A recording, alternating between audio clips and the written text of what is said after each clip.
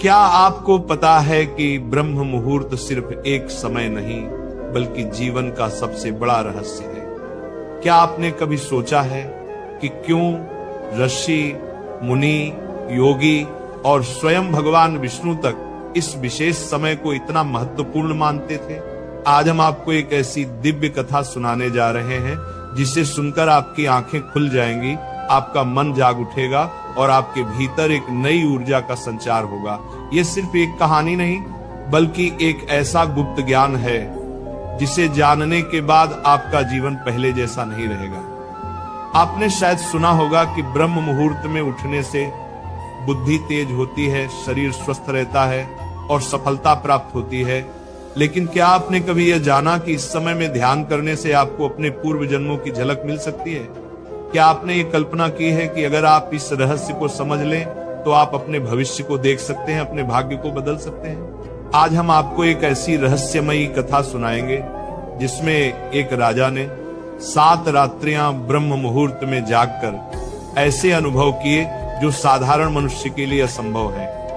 ये कहानी साधारण नहीं है, ये वो रहस्य है जिसे स्वयं भगवान विष्णु ने नारद को बताया था। इसमें कालचक्र का भेद है, पूर्व जन्मों की गाथा है, मृत्यु का रहस्य है और वह परम सत्य है जिसे केवल कुछ गिने चुने ज्ञानी ही जान पाए हैं। अगर आप इस पूरी कथा को ध्यान से सुनेंगे तो शायद आपको भी वह ज्ञान प्राप्त हो जाए जो जीवन और मृत्यु से परे है। लेकिन याद रखिए, ये कोई साधारण कथा नहीं, ये जीवन को बदलने वाला अनुभव है। इसीलिए इसे अधूरा छोड़कर मत जाइए, इसे अंत तक सुनिए, क्योंकि अंत में आपको वो गूढ़ ज्ञान मिलेगा जो हजारों ग्रंथों को पढ़ने के बाद भी नहीं मिलता। तो आइए इस दिव्य कथा की ओर बढ़ते हैं और जानते हैं ब्रह्म मुहूर्त का सबसे बड़ा रहस्य। सत्यलोक के दिव्य वातावरण में एक दिन नारद मुनि भगवान विष्णु के समक्ष उपस्थित हुए। उनकी वीणा से मधुर ध्वनि गूंज रही थी, लेकिन उनके हृदय में एक जिज्ञासा थी। वे भगवान विष्णु के चरणों में प्रणाम कर बोले, हे प्रभु, मैंने अनेक पुराणों, वेदों और शास्त्रों का अध्ययन किया है, किंतु एक प्रश्न मेरे मन में बार बार उठता है। जब मैं पृथ्वी लोक पर जाता हूँ तो देखता हूँ कि कुछ मनुष्य अलौकिक तेज से संपन्न होते हैं, उनका मन शांत, शरीर निरोग और बुद्धि प्रखर होती है। वहीं कुछ लोग आलस्य, दुख और अशांति में लिप्त रहते हैं। इस अंतर का कारण क्या है? क्या इसका संबंध जागरण के समय से है? क्या ऐसा कोई विशेष समय है जब ब्रह्मांड की दिव्य ऊर्जा मानव के लिए सहज सुलभ हो जाती है?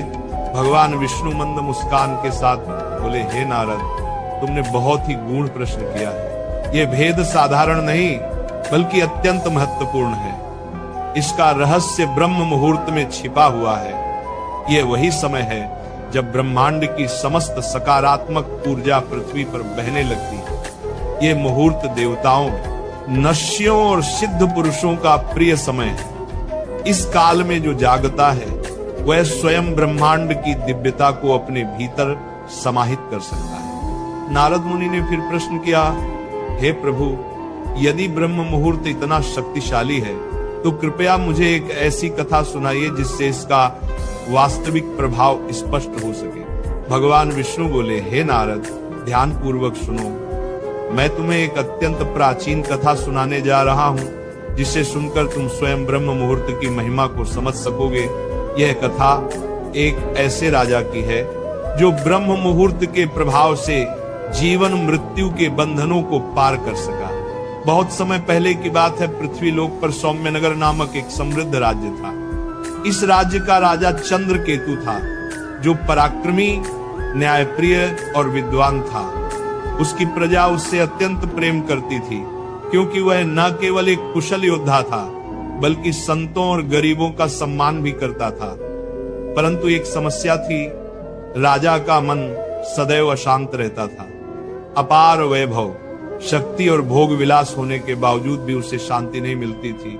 राजमहल में सुख सुविधाओं की कोई कमी नहीं थी, लेकिन जब भी वह रात्रि को सोता तो उसे अजीब अजीब स्वप्न आते। कभी वह देखता कि वह एक अंधकार में गुफा में फंसा है, कभी ऐसा प्रतीत होता कि कोई अदृश्य शक्ति उसे पुकार रही है, किंतु वह उसे देख नहीं पाता। समय बीतता गया और राजा की अशांति बढ़ने लगी। उसने अपने दरबार के विद्वानों, ब्राह्मणों और ज्योतिषाचार्यों को बुलाकर अपनी समस्या का समाधान पूछा। सभी ने अपने अपने मत दिए, किंतु किसी के पास सटीक उत्तर नहीं था। एक दिन एक वृद्ध साधु उसके दरबार में आए। उनकी आंखों में अपार शांति और मुख पर दिव्य तेज था। राजा ने हाथ जोड़कर कहा, हे ऋषिवर, मैं दिन रात भोग विलास में लिप्त रहने वाला राजा हूँ, परंतु न जाने क्यों मेरे मन को शांति नहीं मिलती। कृपया मुझे इस दुख से मुक्त होने का उपाय बताइए। जस्सी कुछ क्षण चुप रहे, फिर बोले, हे राजन, तुम्हारी समस्या का समाधान केवल एक ही है। तुम्हें ब्रह्म मुहूर्त में जागने और साधना करने का अभ्यास करना होगा। यही वह समय है जब परमात्मा स्वयं अपनी दिव्य ऊर्जा इस संसार में प्रसारित करते हैं। जो इस समय का लाभ उठाता है वह अपने समस्त पापों से मुक्त होकर मोक्ष के मार्ग पर बढ़ता है। राजा चौंक उठा। उसने पहले कभी इस विषय में नहीं सुना था। उसने पूछा, हे जीवर, क्या मात्र ब्रह्म मुहूर्त में जागने से मेरी समस्या का समाधान हो सकता है? ये कैसे संभव है? नस्सी मुस्कुराए और बोले, राजन, संसार में प्रत्येक वस्तु का एक निश्चित समय होता है। जैसे सूर्योदय से पहले आकाश में हल्की लालिमा प्रकट होती है, वैसे ही आत्मा के जागरण का भी एक समय होता है। यदि तुम इस समय में जागकर साधना करोगे तो तुम्हारे समस्त मानसिक क्लेश समाप्त हो जाएंगे। किंतु ध्यान रहे, केवल जागना ही पर्याप्त नहीं, तुम्हें इस समय में ध्यान, मंत्र जाप और आत्मचिंतन करना होगा। राजा ने निश्चय किया कि वह अगली ही सुबह ब्रह्म मुहूर्त में उठेगा और ऋषि के बताए मार्ग का अनुसरण करेगा। अगली भोर जब पूरा महल गहरी नींद में था, राजा चंद्रकेतु अपनी शैया से उठा। उसने देखा कि आकाश में हल्की चांदनी फैली थी और ठंडी हवा बह रही थी। उसने गंगा जल से स्नान किया और ध्यान करने बैठ गया। पहले कुछ मिनटों तक उसका मन इधर उधर भटकता रहा। कभी उसे राज्य की चिंताएं सताने लगी तो कभी नींद का प्रभाव हावी हो गया, परंतु वह हार मानने वालों में से नहीं था। उसने ऋषि द्वारा बताए गए एक विशेष मंत्र का जाप किया, ओम नमो भगवते वासुदेवाय नमः। कुछ ही क्षणों में उसके भीतर एक दिव्य शांति का अनुभव होने लगा। जैसे जैसे वह मंत्र का जाप करता गया, वैसे वैसे उसका चित्त स्थिर होने लगा। जब वह ध्यान से उठा तो उसने अनुभव किया कि उसका मन पहले से अधिक हल्का और शांत है। ऐसा प्रतीत हो रहा था जैसे कोई अदृश्य शक्ति उसे स्नेहपूर्वक आलिंगन कर रही हो। राजा अत्यंत प्रसन्न हुआ और अगले दिन पुनः ब्रह्म मुहूर्त में जागने का संकल्प लिया। उसने वर्षी को अपने अनुभव के बारे में बताया। वर्षी मुस्कुराए और बोले, राजन, ये तो बस प्रारंभ है। यदि तुम इसी प्रकार निरंतर ब्रह्म मुहूर्त में जागकर साधना करते रहोगे तो कुछ ही समय में तुम्हें दिव्य रहस्यों की अनुभूति होने लगेगी। राजा चंद्रकेतु चकित था। उसने जिज्ञासावश पूछा, हे भगवान, यह दिव्य रहस्य कौन से हैं? क्या मैं इन्हें समझ सकता हूँ? ऋषि ने एक गहरी सांस ली और बोले, इसका उत्तर मैं तुम्हें अगले कुछ दिनों में दूंगा, किंतु पहले तुम्हें 7 रात्रियां लगातार ब्रह्म मुहूर्त में जाग कर ध्यान करना होगा। यदि तुम इस परीक्षा में सफल हुए तो तुम्हें वह रहस्य मिलेगा जो समस्त संसार के लिए दुर्लभ है। राजा ने संकल्प लिया कि वह इस परीक्षा को अवश्य पूर्ण करेगा।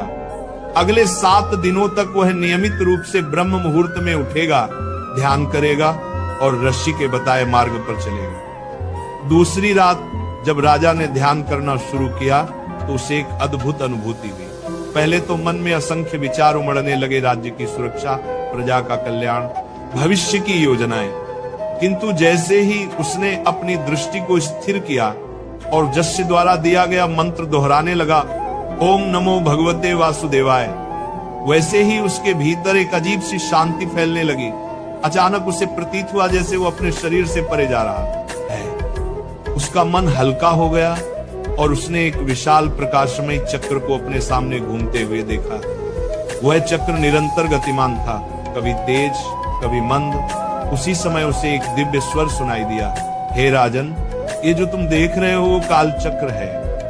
ब्रह्म मुहूर्त में ध्यान करने से साधक को काल का बोध होने लगता है। वही काल जो जन्म मरण और पुनर्जन्म के बंधनों को निर्धारित करता है। यदि तुम इस साधना को 7 दिन तक निरंतर जारी रखोगे तो तुम्हें काल के रहस्यों की अनुभूति होगी। राजा चौंक कर ध्यान से बाहर आ गया। उसकी सांस तेज चल रही थी, लेकिन मन अत्यंत हल्का था। यह एक विलक्षण अनुभव था जिसे उसने पहले कभी महसूस नहीं किया था। तीसरी रात जब राजा ध्यान में बैठा तो इस बार वह सहज रूप से समाधि में चला गया। कुछ ही क्षणों में उसने स्वयं को किसी अन्य स्थान पर पाया। वह किसी महल में खड़ा था, पर यह उसका अपना महल नहीं था। चारों ओर दिव्य वस्त्रों से सुसज्जित लोग खड़े थे। वे उसे राजा के रूप में संबोधित कर रहे थे, लेकिन यह सौम्य नगर नहीं था। तभी एक वृद्ध ब्राह्मण उसके समक्ष आया और बोला, राजन, क्या आप अपने पूर्व जन्म को पहचानते हैं? राजा चंद्रकेतु स्तब्ध रह गया। उसने चारों ओर देखा और उसे आभास हुआ कि ये कोई और समय है, कोई और जन्म। तभी दिव्य स्वर फिर गूंजा। ब्रह्म मुहूर्त में साधना करने से मनुष्य को अपने पूर्व जन्मों की स्मृति प्राप्त हो सकती है। जो साधक इस मुहूर्त में जागकर ध्यान करता है वह जीवन के रहस्य को जानने में सक्षम हो जाता है। राजा का पूरा शरीर रोमांचित हो उठा। जब वह ध्यान से बाहर आया तो उसकी आंखें आश्चर्य से भरी हुई थी। क्या सचमुच ब्रह्म मुहूर्त इतना शक्तिशाली है कि मनुष्य को उसके जन्मों का रहस्य प्रकट कर सकता है? उसे यह जानने की तीव्र इच्छा हुई कि अगले दिन की साधना में उसे और क्या अनुभव होगा। चौथी रात राजा ने जैसे ही ध्यान करना शुरू किया, उसे अपने हृदय में एक दिव्य प्रकाश का अनुभव हुआ। यह प्रकाश अत्यंत कोमल किंतु असीम ऊर्जा से भरा हुआ था। तभी एक गूंजता हुआ स्वर सुनाई दिया, हे राजन, यह प्रकाश तुम्हारी आत्मा का वास्तविक स्वरूप है। मनुष्य अपने शरीर को ही सत्य मानकर चलता है, किंतु आत्मा ही उसका वास्तविक अस्तित्व है। ब्रह्म मुहूर्त में साधना करने से आत्मा का बोध होता है। राजा का हृदय श्रद्धा से भर गया। उसने कभी नहीं सोचा था कि आत्मा का बोध इतना स्पष्ट रूप से संभव हो सकता है। 5वीं रात राजा ध्यान में बैठते ही किसी अन्य स्थान पर पहुंच गया। वहां उसने अपने ही नगर को देखा, किंतु यह नगर वर्तमान से भिन्न था। नगर के द्वार पर एक विशाल सेना खड़ी थी। सैनिक अस्त्र शस्त्रों से सुसज्जित थे और आक्रमण की तैयारी कर रहे थे। राजा भयभीत हो उठा, ये क्या हो रहा है? यह दृश्य मेरे नगर का है, किंतु यह समय तो अभी आया नहीं। तभी एक दिव्य उत्तर मिला, हे राजन, ब्रह्म मुहूर्त में ध्यान करने से मनुष्य को भविष्य के संकेत प्राप्त होते हैं। यदि तुम इस साधना को जारी रखोगे तो तुम आने वाले समय की घटनाओं को पहले ही देख सकोगे और उचित निर्णय ले सकोगे। राजा स्तब्ध था। क्या यह भविष्य का संकेत था? 6ठी रात ध्यान के मध्य राजा ने एक अंधकारमय गुफा देखी। गुफा के भीतर वह स्वयं खड़ा था और उसके समक्ष यमदूत उपस्थित थे। हे राजन, देखो मृत्यु कैसी होती है। मनुष्य इसे एक अंत समझता है, किंतु यह एक नया आरंभ है। जो साधक ब्रह्म मुहूर्त में ध्यान करता है वह मृत्यु के भय से मुक्त हो जाता है। राजा ने देखा कि कैसे आत्मा शरीर छोड़कर एक दिव्य लोक में प्रवेश कर रही थी। यह एक रहस्यमय अनुभव था। 7वीं रात जब राजा ध्यान में बैठा तो उसने एक विशाल आकाशीय मंडल देखा जिसमें भगवान विष्णु स्वयं विराजमान थे। हे राजन, ब्रह्म मुहूर्त का सबसे बड़ा लाभ यह है कि साधक को परम सत्य का साक्षात्कार होता है। यह सत्य न जन्म है, न मृत्यु, न सुख है, न दुख। यह केवल शुद्ध अस्तित्व है। अहम ब्रह्मास्मि। राजा चंद्रकेतु की आंखों से अश्रु बहने लगे। जब वो ध्यान से उठा तो उसकी आत्मा पूर्णतः बदल चुकी थी। अब वह जान चुका था कि ब्रह्म मुहूर्त केवल एक समय नहीं बल्कि आत्मा की मुक्ति का द्वार है। अगली सुबह राजा ने रस्सी को अपने अनुभव सुनाए। रस्सी मुस्कुराए और बोले, हे राजन, अब तुम ब्रह्म मुहूर्त का वास्तविक महत्व समझ चुके हो। यदि समस्त मनुष्य इस समय में जागकर साधना करें तो वे भी इस परम सत्य को जान सकते हैं। किंतु ध्यान रहे, ये मार्ग कठिन है। धैर्य और समर्पण की आवश्यकता है। राजा ने प्रण लिया कि वह जीवन भर ब्रह्म मुहूर्त में जागकर ध्यान करेगा और अपनी प्रजा को भी इस दिव्य ज्ञान से परिचित कराएगा। यह कथा हमें ये सिखाती है कि ब्रह्म मुहूर्त में साधना करने से मन की शांति प्राप्त होती है, काल चक्र और पूर्व जन्मों का ज्ञान होता है, आत्मा का बोध होता है, भविष्य के संकेत मिलते हैं, मृत्यु का भय समाप्त होता है और परम सत्य का साक्षात्कार होता है। जो इस रहस्य को समझता है वह जीवन मृत्यु के बंधनों से मुक्त होकर मोक्ष के पथ पर अग्रसर होता है। ब्रह्म मुहूर्त की यह रहस्यमयी कथा जिसने राजा चंद्रकेतु का जीवन बदल दिया, क्या आपने महसूस किया कि यह सिर्फ एक कहानी नहीं थी बल्कि एक दिव्य ज्ञान था जो आपके जीवन को भी बदल सकता है? अब आप जान चुके हैं कि ब्रह्म मुहूर्त केवल एक समय नहीं बल्कि आत्मा की जागृति का क्षण है। ये वह पल है जब आप अपने भीतर छिपे रहस्यों को जान सकते हैं, अपने पूर्व जन्मों की झलक पा सकते हैं और भविष्य की झलक देख सकते हैं। ये समय केवल योगियों और सन्यासियों के लिए नहीं है बल्कि हर उस व्यक्ति के लिए है जो अपने जीवन में उन्नति, शांति और सफलता चाहता है। लेकिन यह ज्ञान तभी प्रभावी होगा जब आप इसे अपने जीवन में अपनाएंगे। सिर्फ सुन लेने से कुछ नहीं होगा। क्या आप तैयार हैं? क्या आप प्रतिज्ञा करते हैं कि कल से नहीं, अभी से आप ब्रह्म मुहूर्त में उठकर इस साधना को अपनाएंगे? अगर हाँ तो कमेंट में लिखिए, मैं ब्रह्म मुहूर्त की शक्ति को अपनाने के लिए तैयार हूं। ये सिर्फ शब्द नहीं होंगे बल्कि